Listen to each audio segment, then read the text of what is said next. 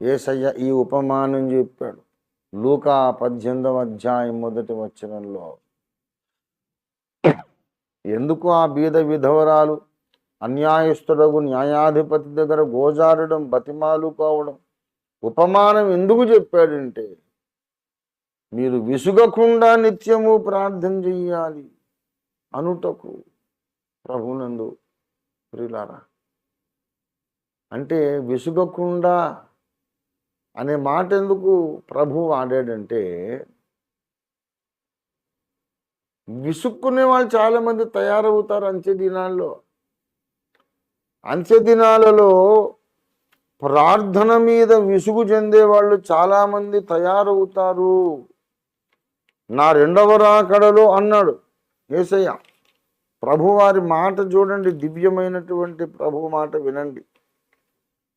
లూకా సువార్త 18వ అధ్యాయము 8వ వచనం చివరి భాగంలో, చివరి సెంటెన్స్, అయినను మనుష్య కుమారుడు వచ్చునప్పుడు, అంటే రెండవ రాకడలో కదా, ఆయనను మనుష్య కుమారుడు వచ్చునప్పుడు ఆయన భూమి మీద ఆ విశ్వాసం, ఆ విధవరాలికి ఉన్నటువంటి విశ్వాసము కనుగొనునా అన్నాడు. అంటే రెండవసారి యేసయ్య వచ్చేటప్పుడు ఎవరి కోసం ఎదురు చూస్తాడు? థియోలాజికల్ గ్రాడ్యుయేట్స్ కొరకు ఎదురు చూడడు ఆయన. మంచి మంచి సూట్లు, మంచి డ్రెస్సులు వేసుకున్న వాళ్ళ కొరకు ఎదురు చూడడు ఆయన, వెతుక్కోడు. అందమైన వాళ్ళు, ఒడ్డు పొడుగు బాగా పర్సనాలిటీ ఉన్న వాళ్ళ కొరకు వెతుక్కోడు. బాగా భాషా పరిజ్ఞానం ఉన్నవాళ్ళు, విద్యావంతులు, చదువుకున్న వాళ్ళు, ధనవంతులు ఎక్కడా అని చూడడు. రెండవసారి వచ్చినప్పుడు భూలోకమంతా వెతుకుతాడు ఆయన. ఎక్కడున్నారు వాళ్ళు, ఎక్కడ, ఎవరి కోసం వెతుకుతాడంటే ఆ బీద విధవరాలిలాగా కన్నీళ్లతో ప్రార్థన చేస్తుండే వాళ్ళ కొరకు వెతుకుతాడు. అవతలవాడు అసలు ప్రార్థన ఆలకిస్తాడనే నమ్మకం లేని కేసు అది. వాడు అన్యాయస్తుడు. ఆ బీద విధవరాలి వాళ్ళ ఊర్లో ఉన్న న్యాయాధిపతి అన్యాయస్తుడని పేరు. అన్యాయస్తుడగు న్యాయాధిపతి అటు వాడి పేరే. చేసే ఉద్యోగమేమో న్యాయాధిపతి ఉద్యోగం, ఎప్పుడు చేసేదేమో అన్యాయం. ప్రపంచమంతా, ఆ ఊరంతా చెప్పుకుంటుంది వీడు అన్యాయస్తుడు, న్యాయాధిపతి. సరే, రికమెండేషన్ ఏమన్నా పెడదామంటే మనుషులను లక్ష్య పెట్టాడు. అయ్యా, దేవుని ముఖం చూసి దేవుని పేరిట నాకు ఈ మేలు చేయండి, దేవుడు మీకు మేలు చేస్తాడంటే, దేవుడెవడు? వాడెవడమ్మా దేవుడు గీవుడు అంటున్నావు? నాకు దేవుడు అంటే అసలు విశ్వాసమే లేదంటాడు. దేవునికి భయపడడట, మనుషులను లక్ష్య పెట్టడట. సహజ గుణమే అన్యాయం చేయటం అట వాడికి. అటువంటి వాడి ముందు ఈమె విసుగకుండా ప్రార్థన చేస్తా ఉంది. అయ్యా, నాకు న్యాయం చేయండి బాబు, నాకు న్యాయం చేయండి. ఇంకా ఆమెకు వేరే దిక్కు లేదు. అలాగ దేవుని ముందు ప్రార్థన చేస్తూ ఉండే వాళ్ళ కొరకు వెతుకుతాడు. మన దేవుడు అన్యాయస్తుడు కాడు, ఆయన భూలోక న్యాయాధిపతి. మన దేవుడు అన్యాయస్తుడు కాడు, ఆయన సింహాసనానికి ఆధారమే నీతి న్యాయములు. ఆయన పక్షపాతము లేకుండా అందరికీ న్యాయము తీర్చువాడు. తప్పక న్యాయము తీరుస్తానని మనకు వాగ్దానము చేసిన సత్యవంతుడు. ఇంకా ఆయన ముందు ఇంకెంత విశ్వాసంతో అడగాలి మనం. కానీ అంత్య దినాలలో సాతాను దేవుని సంఘము మీద ఒక అస్త్రాన్ని ప్రయోగిస్తాడు. అదేంటంటే విసుగు అనే అస్త్రం. ఏం లాభము? ఇన్నేళ్లు ప్రార్థన చేశారు, ఏం కార్యాలు జరిగినాయి? వేస్ట్. ఇదంతా కూడా నిద్ర కాచి ఉపవాసాలుండి దేహాన్ని శుష్కింపజేసుకొని ఆరోగ్యాలు జడగొట్టుకొని ఎందుకు ప్రార్థన చేయడము? తెలివి తక్కువలు మీరు. హాయిగా హ్యాపీగా లైఫ్ ఎంజాయ్ చేయండి, మంచిగా భోజనం చేయండి, నిద్రపోండి. ఎన్ని సంవత్సరాల బట్టి ప్రార్థన చేస్తున్నారు బాబు? ఎన్నాళ్ళమ్మా ఇంకా మీరు చేసేది? ఏం కార్యం జరిగింది అని విసుగు పుట్టిస్తాడు సాతాను. ప్రార్థన మీద ఆ బీద విధవరాలికే విసుగొచ్చింది అనుకోండి, ఏం జరిగేదో చెప్పండి. 10 సార్లు అడిగాను, ఆ దుర్మార్గుడు వినలేదని, ఇక నా ప్రారంధం లేక నా కర్మ, నా అదృష్టం ఇంతే అనుకొని నిరాశ చెంది వెళ్ళిపోయింది అనుకోండి, ఎవరికి నష్టం? కానీ ఆమె అలా చేయలేదు, ఫలితం వచ్చేదాకా అడిగింది. అటువంటి మొండి ఘటమైన వాడే దేవునికి భయపడని వాడు, మనుషులను లక్ష్య పెట్టని వాడు. ఈమె ప్రార్థన గోల భరించలేక, సరే పోనీ ఈమెకు న్యాయం చేద్దాం అని వాడే విసిగిపోయాడు. అంత మొండి ఘటమే విసిగిపోయేటంతగా ఆ అమ్మ ప్రార్థన చేసింది. మనకందరికీ ఎంత గొప్ప మాదిరి. అంత మొండి ఘటంగా ఉన్నవాడే ప్రార్థనకు జవాబిస్తే మరి అత్యంత దయామయుడు, అత్యంత కృపామయుడు, మన కొరకు ప్రాణమే ఇచ్చినటువంటి ప్రేమామయుడు ఎందుకు వినడు మన ప్రార్థన? మనకెందుకు విసుగు వస్తుంది? ఎందుకు మనకు ప్రార్థన మీద విసుగు? ఎందుకు ఆసక్తి లేదు? ఎందుకంటే సాతాను ప్రయోగించిన ఒక అస్త్రం ఉంది, అది ఆత్మీయ సోమరితనం. ఆత్మీయ సోమరితనం, దేవుడు అప్పగించిన పనులు చేయడంలో సోమరితనం. కొంతమంది లోక విషయాలలో బాగానే చురుగ్గా ఉంటారు, ఉద్యోగాలలో వాళ్ళు చేయాల్సిన ప్రయాణాలు, వాళ్ళ బాధ్యతలు, వాళ్ళ వ్యాపారాలు, కుటుంబ బాధ్యతలు అన్నిటిలో చాలా చురుగ్గా ఉంటారు. ఓన్లీ స్పిరిచువల్ లేజినెస్ వాళ్ళలో ఉంటుంది. ఆధ్యాత్మిక సోమరితనం, అన్నిట్లో చురుగ్గా ఉంటాడు. బైబిల్ చదవాలంటే ఒళ్ళొంగదు, అన్నిట్లో చురుగ్గా ఉంటారు. మోకరించి ప్రార్థన చేయాలంటే ఒళ్ళొంగదు. ఇప్పుడు ఏం ప్రార్థనలే అంటాడు. అది ఊరికే వచ్చింది అనుకున్నారా? ఆధ్యాత్మిక సోమరితనం అనేది అపవాది ప్రయోగించినటువంటి అస్త్రం. దేవుని పని పట్ల విసుగు పుట్టించుట వాడు ప్రయోగించినటువంటి ఆయుధం. అలాంటి సోమరితనము మనలో ఉంటే మనం వెంటనే మేల్కొందాం, ఆ సోమరితనాన్ని మనలో నుండి తొలగించి వేద్దాం.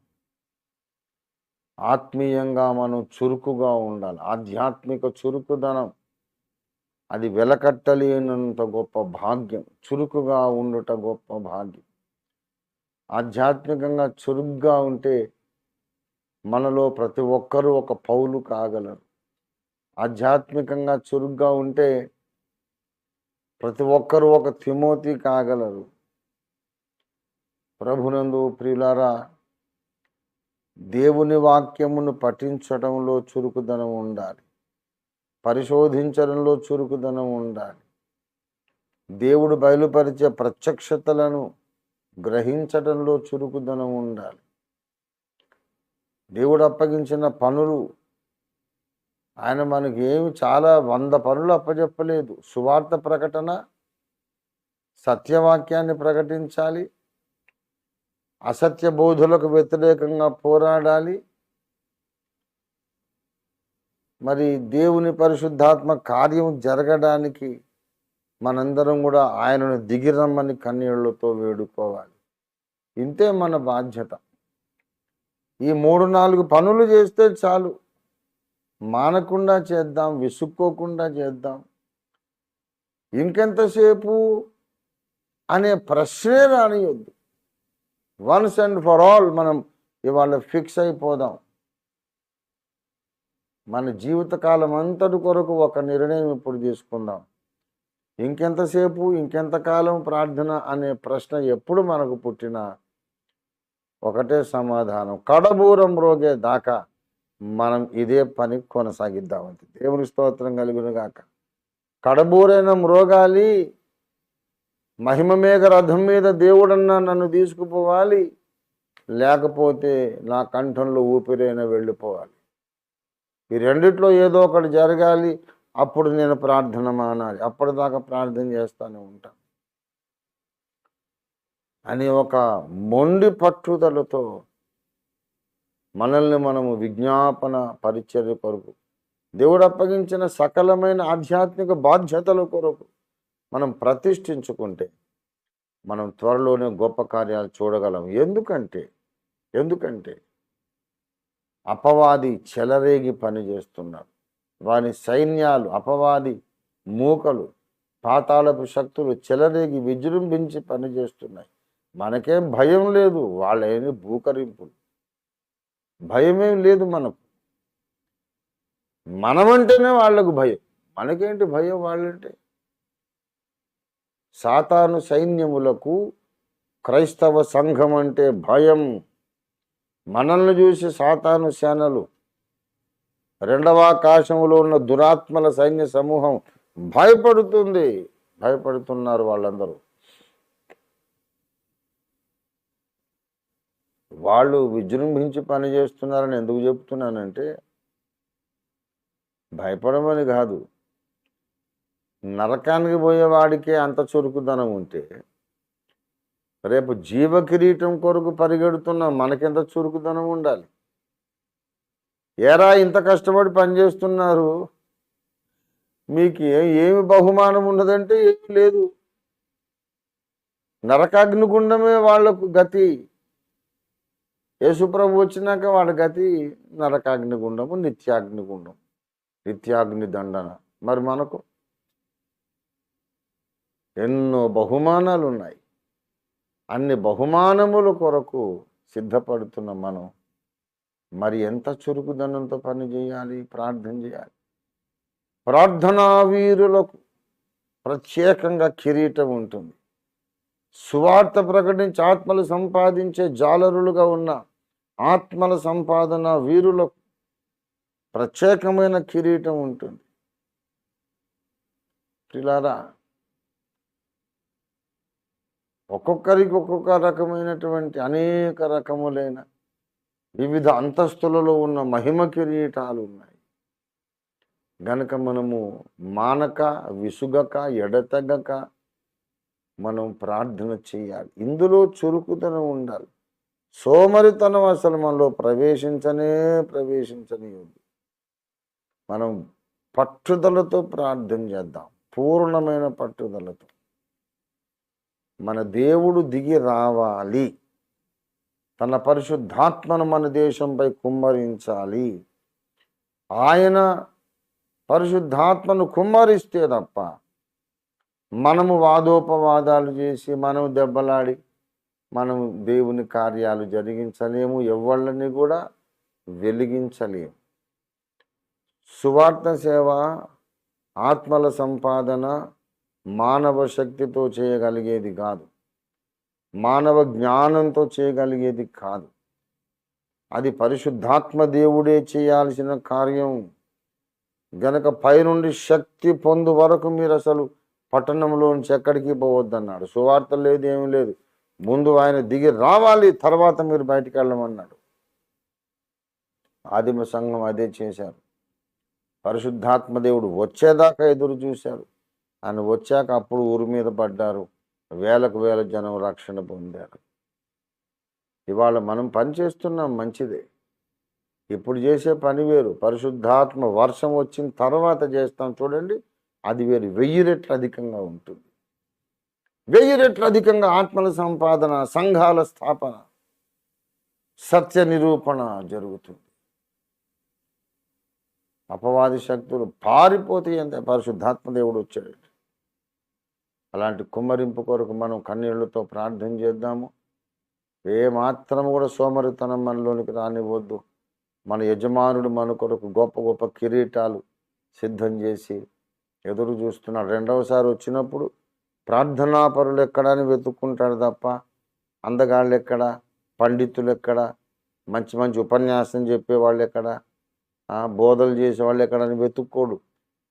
ఆ ముసలమ్మలాగా ప్రార్థన చేసేవాళ్ళు ఎక్కడని వెతుకుతాడు. ఆ గుంపులో నేను ఉండాలని ఆశపడుతున్నాను. మీరందరూ ఉండాలని కూడా నేను ఆశపడుతున్నాను. ప్రతి ఒక్కడు ప్రతిష్ఠించుకుందాం. విసుగు చెందని ప్రార్థనలు చురుకుగా కొనసాగటానికి మనం ప్రతిష్ఠించుకుంటూ